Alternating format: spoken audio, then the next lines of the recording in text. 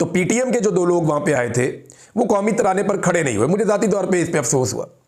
यानी हम पूरी दुनिया में जाते हैं, आज भी अभी मैं यहाँ से जाऊँगा, एक प्रोग्राम होगा वहाँ स्पेशली मैंने उन्हें कहा कि जैसे ही नाते रसूल मकबूल सल्लल्लाहु अलैहि वसल्लम हो तो आपने उसके बाद कौमी तराना पाकिस्तान का जो है वो चलाना है, उससे हमें बड़ी एनर्जी मिलती है, तो अच्छा लगता है, हम सारे खड़े हो जाते हैं। ओवरसीज है जितने वहाँ वो खड़े हो जाते हैं, और कई ऐसे लोग जो पाकिस्तानी नहीं भी होते वो भी खड़े हो जाते हैं। मुझे ज़ाती तौर पे अच्छा नहीं लगा जब पीटीएम के लोग खड़े नहीं हुए कौमी तराने पर, मुझे नहीं अच्छा लगा। लेकिन एक बात है कि क्या उसकी बुनियाद पे उन्हें अगवा कर लेना चाहिए? यही तो चीज़ें हैं जिन पे डिबेट करनी है।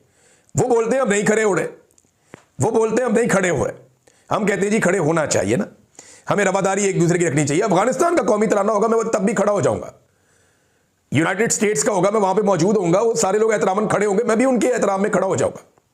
हर एक के लिए आपको रवादारी की कैफियत रखनी पड़ती है ना।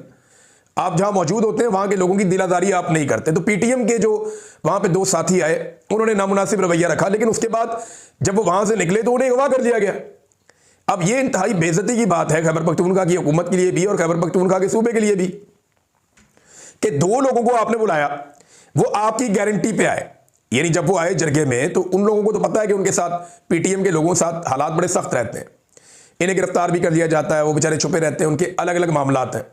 कुछ लोग उनके मंजर-ए-आम पे रहते हैं, कुछ नहीं रह पाते, उनके कुछ लोग जो है माजी में मारे भी गए हैं, और कुछ लोग जो हैं वो बड़ी सख्तियां और मुश्किलात बर्दाश्त भी करते रहे। अली वजीर उनमें से एक है। अब ये लोग जो पीटीएम के आए, ये वहां से जरगे से जब निकले तो इन्हें अगवा कर लिया गया, अब वो गायब है, उनका पता कुछ नहीं है। और ये सुहेल अफरीदी साहब ने भी कहा, गुलजफर खान साहब ने भी कहा, ये नामुनासिब रवैया है, वो हमारे मेहमान थे। देखिए जब आप जरगे में किसी को बुलाते हैं ना तो आप मामलात को हल करने के लिए बुलाते हैं, आप इख्तलाफात को ख़त्म करने के लिए बुलाते हैं, आप एक मुश्तरका लाएअमल बनाने के लिए बुलाते हैं। अब वो एक लाएअमल बनाने के लिए आए थे, आज नहीं तो कल वो हमारी बात पे आ जाएंगे, कुछ हम उनकी मान लेंगे, कुछ वो हमारी मान लेंगे, कुछ इंसाफ उनको फराहम कर दिया जाएगा, कुछ वो रियासत के करीब आ जाएंगे। उम्मीद तो ये रखनी चाहिए ना हमेशा, और पॉलिटिकल लोग यही करते हैं। लेकिन जिसके पास डंडा हो, ताकत हो, बंदूक हो, वो कहता है उठाओ, गायब करो, मारो, कत्ल करो। तो इस तरह तो मुल्क नहीं चलता ना, इस तरह तो डिबेट नहीं होती। पाकिस्तान में डेमोक्रेसी है, लेकिन अभी हमारे आइन में तो यही लिखा है कि पाकिस्तान में जमहूरियत है। लेकिन पाकिस्तान के वज़ीर दिफा ने तो कह दिया कल कि हमारे डीएनए में जमहूरियत नहीं है, हमारा तो कल्चर नहीं है जमहूरियत का, वो खुद ही उसने कह दिया। वो तो अब आमरीत के दाई बन चुके हैं। अपनी जिंदगी के इस हिस्से में ख्वाजा आसिफ साहब ने अपनी पूरी सियासत को एक दरिया को कूजे में बंद कर दिया।